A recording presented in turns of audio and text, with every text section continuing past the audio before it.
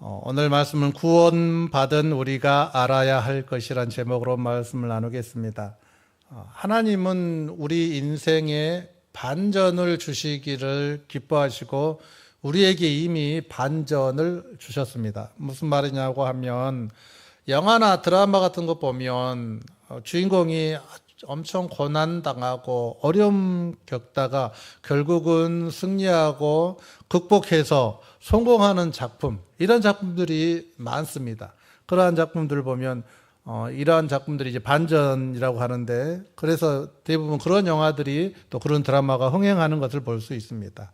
절망 끝에서 도저히 불가능한 것 같은데, 그런데 그런 주인공이 살아나고 또 승리하는 거죠. 이 이야기는 영화나 드라마의 주인공에 대한 이야기가 아니라 우리 자신에 대한 이야기이기도 합니다. 우리는 이미 하나님께서 놀라운 반전의 역사를 우리에게 허락해 주셨기 때문입니다.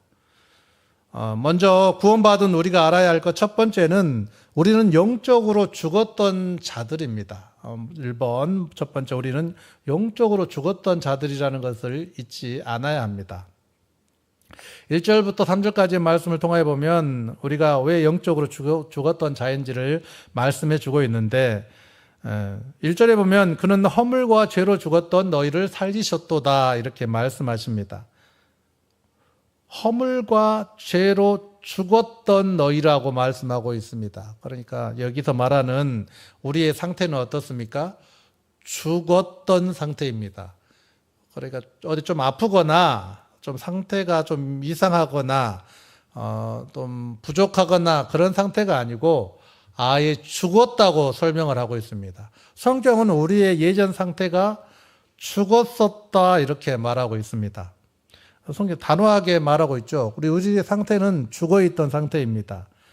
육체의 죽음이 심장이 멈추면 우리가 죽는 건데, 이 심장이 멎는 죽음의 상태를 말하는 것이 아니라 생명의 근원이신 하나님으로부터 관계가 단절된 것을 영적 죽음이라고 합니다. 살아있는데 죽어있는 상태가 영적인 죽음이죠. 그러니까 우리는 하나님과 관계를 맺고 나서 이제 산 상태가 되었습니다. 그러니까 교회 안 다니는 사람들, 하나님과 관계가 맺어지지 않은 사람들은 살았으나 죽은 사람들인 것입니다. 옛날에 우리가 가졌던 상태인 거죠. 그러니 우리가 그들에게 복음을 전해드릴 이유가 무엇입니까? 죽어있는 자를 살리는 심정으로 그들에게 다가가야 되는 것입니다.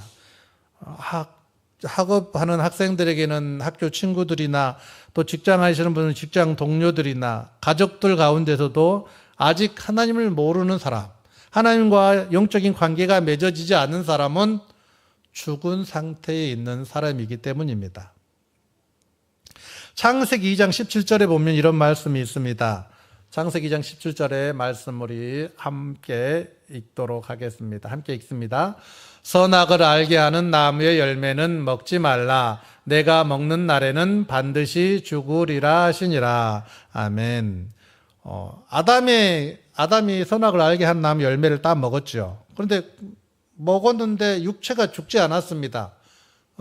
성경에 나와 있는 대로 그는 죽지 않고 하나님을 두려워서 숨었다고 되어 있습니다. 그런데 그가 육체적인 생명은 죽지 않았는데 영적인 사망, 하나님과의 관계의 단절이 찾아오게 된 것입니다. 그럼 아담의 후손인 우리들도 죽은 자이고 또 죄인의 후손이므로 죄의 후손, 죄인으로 이 땅에 태어난 것이죠. 그래서 로마서 6장 23절에 우리의 존재에 대해서 말씀한데, 로마서 6장 23절 말씀도 우리 함께 읽겠습니다. 죄의 삭은 사망이요 하나님의 은사는 그리스도 예수 우리 주 안에 있는 영생이니라. 아멘. 우리가 죄의 삭을 가지고 죄의 삭으로 태어난 사람이기 때문에 그 결과가 사망이라고 성경은 말하고 있습니다. 우리는 죄의 결과가 사망인 것처럼 우리는 영원한 사망, 영원한 죽음에 이를 수밖에 없는 존재인 것이죠. 심판을 받을 수밖에 없는 존재였습니다. 이런 사람의 특징에 대해서 오늘 본문 2절과 3절에 말씀하는데, 그건 첫 번째로 뭐냐면 이 세상의 풍조를 따른다고 말씀합니다. 죽은 사람의 특징, 그러니까 하나님과 관계 맺지 않은 사람의 특징은 세상의 풍조를 따라가는 사람입니다. 세상이 원하는 대로 하는 사람이죠. 믿지 않은 사람들이 따라가는 방법입니다. 유행하는 것들, 그 당시의 가치관과 돈과 성공과 명예와 권력을 위해서 살아가는 사람들, 세상의 풍조와 가치를 쫓아가는 사람들이 영적으로 죽은 사람들의 특징이고, 두 번째는 공중의 권세 잡은 자 사탄을 따른다고 말하고 있습니다. 내 인생의 주인이 내가 아니라 내가 내 주인처럼 살고 있는 것 같지만 하나님과 관계를 맺지 않는 사람은 사단의 종처럼 사단이 조종하는 대로 살고 있다는 것입니다. 그런데 그걸 모르고 있는 것이죠. 자신이 살고 있는 것이 사단의 조종을 받아서 살고 있다고 하면 그렇게 살지 않을 것인데 그렇게 산다는 것입니다. 하나님과 관계를 맺혀지지 않는 사람이 이 공주의 권세 잡은 자, 그 사단을 따르게 되는 것입니다. 세 번째는 내 육신의 욕심을 따라 지내며 육체와 마음이 원하는 것을 한다고 되어 있습니다. 우리는 믿을 때 어떻게 살아갑니까? 신앙을 갖고 살아갈 때 하나님께서 원하시는 것이 무엇인가? 이거에 관심이 있습니다. 하나님께서 무엇을 기뻐하실까? 이것에 관심이 있는데 믿지 않는 사람들, 영적으로 죽은 사람들은 자신이 기뻐하는 것이 무엇인가? 또 사람들이 좋아하는 것이 무엇인가에 관심이 있습니다. 그러므로 우리는 영적으로 죽은 사람처럼 살면 되지 않는데 하나님을 믿는다고 하면서도 하나님의 자녀라고 하면서도 아직 그 영적으로 죽은 사람처럼 행동하는 사람들이 있습니다. 안타까운 일이죠. 세상 풍조를 따라가기도 하고 사탄의 종처럼 행동하기도 하고 하나님의 뜻이 아닌 자신의 뜻을 쫓아 사는 사람이 있다는 것입니다. 믿는 사람들 가운데서 그런 사람이 있다는 것이 큰 문제입니다. 이러한 상태를 본질상 진노의 자녀라고 말하고 있습니다. 이 본질상 진노의 자녀란 말은 가만히 놔두면 잘 되는 것이 아니라 가만히 놔두면 지옥 형벌에 빠질 수밖에 없는 상태를 본질상 진노의 자녀입니다. 신안 앞바다에서 보물선이 발견된 적이 있습니다. 신안 앞바다 이 가치로 따지면 수천억에서 한 1조 원 정도 된다고 그래요. 그 안에 많은 보물과 또 보석들, 또 동전, 당시에 옛날에 썼던 동전들이 있었다고 합니다. 그런데 그 보물선이 자신의 힘으로는 조금도 움직일 수 없는 거죠. 아무리 많은 보물과 보석을 갖추고 있더라도 수면 위로 자신의 힘으로 올라올 수 없습니다. 조종할 사람도 없고 깊은 어둠 속에서 꺼내줄 사람도 없는 것이죠. 외부에서 사람들이 꺼내주거나 아니면 거대한 크레인을 가지고 꺼내 올린 10절부터 12절 말씀에 이렇게 말씀합니다. 우리 함께 읽도록 하겠습니다.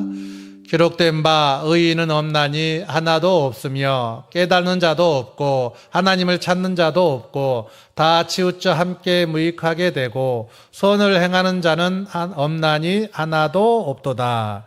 아멘. 깨달친 사람도 없고 찾은 사람도 없고 선을 행할 수 없는 상태, 이것을 영적인 무능력한 상태라고 합니다.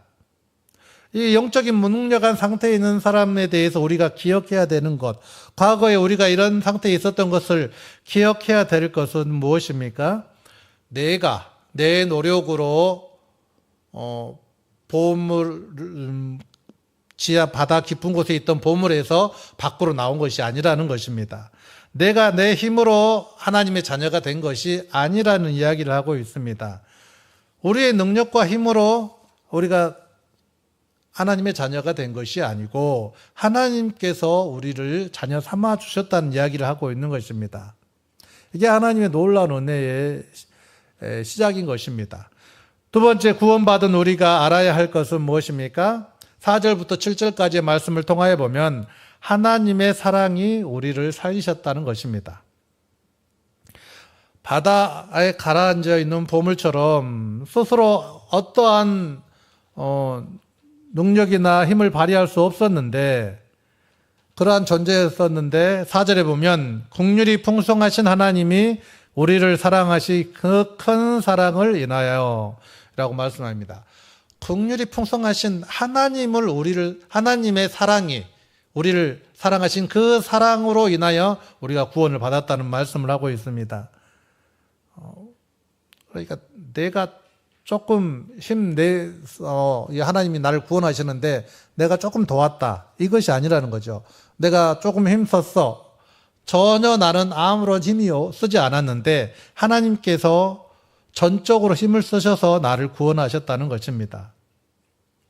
내가 좀 다른 사람보다는 그래도 좀 착한다, 이렇게 생각하는 사람은 그래도 나는 좀 성실하고 착하기도 하고 또 하나님 말씀을 잘 듣는 사람 중에 하나라고 이렇게 생각할 수도 있습니다. 어느 정도 조금 자격이 있어가지고 하나님께서 나를 구하신 것이 아니라는 이야기입니다. 하나도 나는 구원받을 만한 자격이 안 되는 사람이었습니다. 조금 착한 것, 그런 것으로 되지 않는다는 것이죠. 오직 하나님께서 긍휼이 풍성하신 하나님이 우리를 사랑하신 그 큰 사랑을 인하여라고 말하고 있습니다. 하나님께서 우리를 사랑하셔서 우리가 구원받는 자가 된 것입니다. 5절과 6절 말씀을 보겠습니다. 어떻게 우리를 건져 올리셨는지 말씀하고 있는데 우리 5절, 6절 함께 읽겠습니다. 허물로 죽은 우리를 그리스도와 함께 살리셨고 너희는 은혜로 구원을 받은 것이라. 또 함께 일으키사 그리스도 예수 안에서 함께 하늘에 앉히시니. 아멘. 5절에 보면은 함께 살리셨다고 말씀하고 있습니다. 둘째 보면 함께 일으키사라고 6절에 말하고 있습니다. 6절 후반절에 보면 또 함께 하늘에 앉히시니라고 말하고 있습니다. 3번 연속해서 나오는 단어가 함께라는 것입니다. 그러니까 옛날 예수님께서 2000년 전에 나를 위하여 십자가에 달려 돌아가실 때, 그리고 부활하실 때에 그때에 나를 예수님과 함께 묶으셨다, 함께하게 하셨다, 이렇게 말씀하시는 것입니다. 그때 내가 예수님과 함께 죽고 예수님과 함께 다시 살아나고 또 예수님과 함께 하늘 보좌에 앉을 능력을 그때 주셨다는 말씀입니다. 하늘나라의 신분을 그때 주셨다는 말씀입니다. 우리를 이전에 이미 이러한 놀라운 은혜와 사랑으로 함께하게 하셨다는 말씀입니다. 이게 하나님의 은혜입니다. 그래서 5절에 보면 너희는 은혜로 구원을 받은 것이라고 말하고 있습니다. 전적인 은혜라고 말하는 것이죠. 나의 노력이 1%도 되지 않는 것입니다. 100% 하나님의 은혜입니다. D.L. 모디라는 사람이 설교 중에 이런 예화를 말했다고 합니다. 어떤 사형수가 있었는데 당시에는 주지사가 사면증을 가지고 있으면 어떠한 사형수라도 죄를 사해주는 제도가 있었다고 합니다. 주지사가 이 젊은 사람이 너무나 불쌍해 보여서 사면장을 가지고 그 죄인을 한번 찾아갔다고 합니다. 이 죄인을 찾아가서 기쁜 소식을 전하기 위해서 그 젊은 죄인을 찾아갔는데 이 사형수에게 다가가서 이제 사면장을 주려고 하는데 이 사형수가 이 사람이 주지사인 것을 모르고 당신 같은 잔소리나 하는 사람, 종교장이들, 지긋지긋하다, 당장 꺼져라, 뭐 이런 식으로 얘기를 했다고 합니다. 이 주지사가 사면장을 꺼내 주려고 하다가 그냥 뒤돌아섰다고 하는 이야기가 있습니다.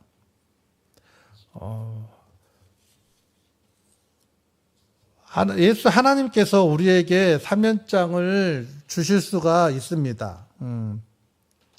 100% 사면장을 주시는 것이 하나님의 능력입니다. 그래, 죽을 수밖에 없는, 죽어 있던 우리에게 사면장을 주시는 하나님이십니다. 오늘 우리 성도 여러분들을 위해서 제가 이렇게 준비한 것이 있는데, 우리 청소년부 여름 수련회 때 했던 것입니다. 자, 또 아시는 분도 있겠지만 우리 청소년부 선생님이 두 분이나 오셔가지고 아무 안 오셔야 되는데 오셔가지고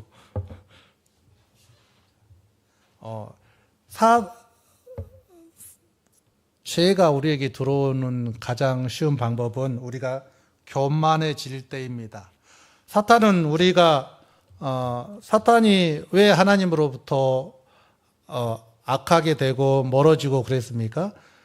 하나님과 같이 교만해져서 하나님과 같이 되려고 하는 것이었습니다. 죄는 그런 거죠. 교만해서 되는 겁니다. 자, 이게 죄라고 할 수 있겠습니다. 우리 안에 있는 죄하고 다 같이 똑같은 죄이죠.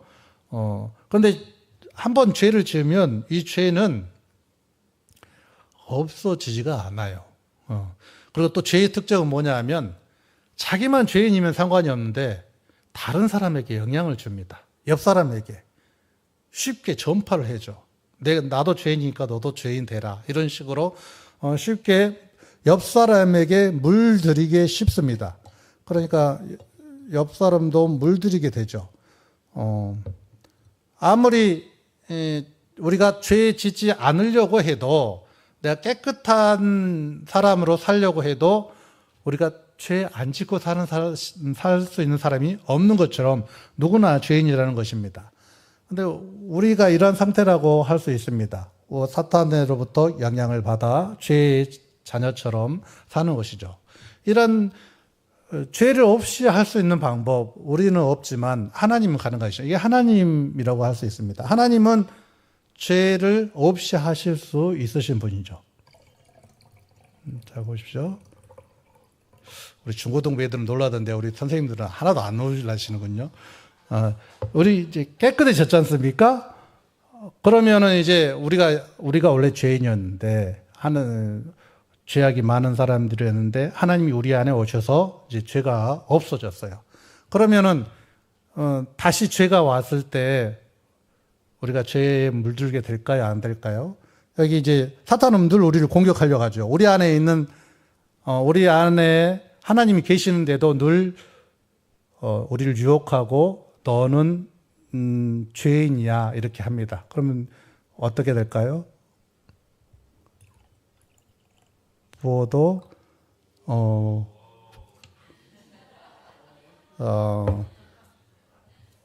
우리가 안에 하나님이 계시면 우리를 보호해 주시는 하나님입니다. 죄는 너는 전에 그런 죄 지었잖아. 너는 악한 마음을 가지고 있었잖아. 너 전에 악한 일을 했었잖아 하고 과거를 자꾸 들춰내 가지고 우리를 넘어뜨리려고 하지만 한번 하나님께서 우리에게 천국을 약속하시고 천국을 허락하셨으면 아무리 많은 죄들이 우리를 유혹한다고 해도 우리가 죄에 물들지 않게 된다는 이야기입니다. 빨리 치워야겠습니다.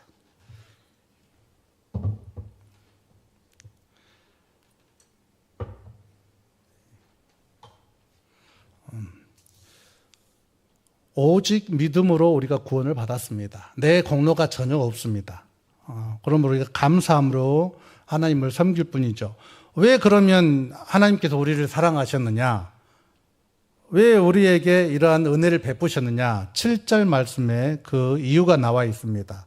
7절 말씀을 함께 읽겠습니다. 이는 그리스도 예수 안에서 우리에게 자비하심으로써 그 은혜의 지극히 풍성함을 오는 여러 세대에 나타내려 하심이라. 아멘. 그리스도 예수 안에서 우리에게 자비하심으로써 그 은혜의 지극히 풍성함을 오는 세대에 나타내려 하려고 하신다. 이 말씀입니다. 하나님이 얼마나 자비로우신가, 하나님이 얼마나 우리에게 은혜가 풍성하신가를 우리의 다음 세대에, 우리의 후손들에게도 알려주시기 위하여서 우리에게 은혜를 베푸신 것입니다. 많은 악한 것들이 너는 자격이 없다고, 너는 진노의 자녀라고, 하나님의 은혜로부터 받을 그런 자격이 없다고 이야기하지만 하나님께서는 이미 우리에게 놀라운 은혜를 허락하신 것입니다. 우리는 지하 깊숙이, 바닷속 깊숙이 숨겨져 있던 보물 같은 존재였는데 이제는 하나님이 우리를 꺼내셔서 세상 밖으로 꺼내주시고 하나님의 자녀로 살게 해주신 것입니다. 이 놀라운 은혜이죠. 그래서 반전의 역사입니다. 우리 인생이 반전의 인생인 거죠. 나는 영화나 드라마처럼 주인공이 되지 못한다고 생각할 수도 있지만 이미 하나님께서는 우리를 영화나 드라마의 주인공으로 삼아주시고 큰 은혜를 베푸셨습니다. 마지막 세 번째, 구원받은 우리가 알아야 할 것이 있습니다. 우리는 하나님의 위대한 작품이라는 것입니다. 8절과 9절 말씀을 우리 함께 읽도록 하겠습니다. 8절, 9절 말씀입니다. 너희는 그 은혜에 의하여 믿음으로 말미암아 구원을 받았으니 이것은 너희에게서 난 것이 아니요 하나님의 선물이라. 행위에서 난 것이 아니니 이는 누구든지 자랑하지 못하게 함이라. 아멘. 계속해서 말하고 있는 것이 무엇입니까? 조금의 공로가 없다. 너희의 행위가 아니다. 100% 하나님의 은혜다. 이렇게 얘기하고 있습니다. 하나님께서 우리에게 놀라운 은혜와 사랑을 주시고 지금도 우리가 하나님의 은혜 안에 살기를 원하십니다. 우리에게 이러한 일을 주신 이유는 10절에 보면 선한 일을 행하게 하려 하심이라고 말씀하십니다. 우리 왜 이렇게 새로운 존재로, 새로운 작품으로 만드셨습니까? 왜 바닷속 깊숙이 잠겨있는 보물을 꺼내서 사람들 앞에 나타내십니까? 우리가 하나님을 따르는 선한 일을 행하게 하기 위함이라고 말씀하고 있습니다. 우리 인생에 많은 일들이 있지만 가장 큰 일, 가장 큰 반전은 하나님께서 우리에게 구원을 하나님의 선물로 주신 것입니다. 하나님께서 이미 선물을 우리에게 주셨습니다. 다른 거 좀 부족할 수 있습니다. 건강이 안 좋을 수 있고, 돈이 좀 없을 수 있고, 또 자녀가 말 안 들을 수도 있고, 하는 사업이 잘 안 될 수도 있는데, 가장 큰 것, 구원이란 선물을 이미 우리가 받았습니다. 그래서 우리 주변 사람들에게 하나님의 은혜와 사랑을 나타내고, 하나님의 은혜와 사랑의 통로가 되고, 또 하나님께서 우리를 이렇게 작품으로 만드신 선한 일을 행하게 하기 위한 이 작품으로 여기며 살아야 될 것입니다. 마지막 우리 10절 말씀을 읽도록 하겠습니다. 우리 10절 말씀 함께 읽겠습니다. 우리는 그가 만드신 바라 그리스도 예수 안에서 선한 일을 위하여 지으심을 받은 자니 이 일은 하나님이 전에 예비하사 우리로 그 가운데서 행하게 하려 하심이니라. 아멘. 선한 일을 위하여 지으심을 받았다고 말하고 있습니다. 우리로 그 가운데서 행하게 하려 하심이라고 말합니다. 그러니까 무슨 말이냐면 이게 머리로는 알고 있어요. 내가 하나님 뜻대로 살아야지, 선한 일을 행해야지, 알고 있는 것에 그치지 말고 행하게 하려 한다고 말씀합니다. 행해야 된다는 이야기입니다. 작은 일이라도 선한 일이면 할 수 있는 그 행함이 있어야 된다고 이야기하고 있습니다. 하나님께서 이미 우리에게 선물을 주셨으니 그 선물 받은 사람으로서 그 선물을 많은 사람들에게 나타내고 또 선한 일의 통로로 사용되시는 주의 자녀들 되시길 바랍니다.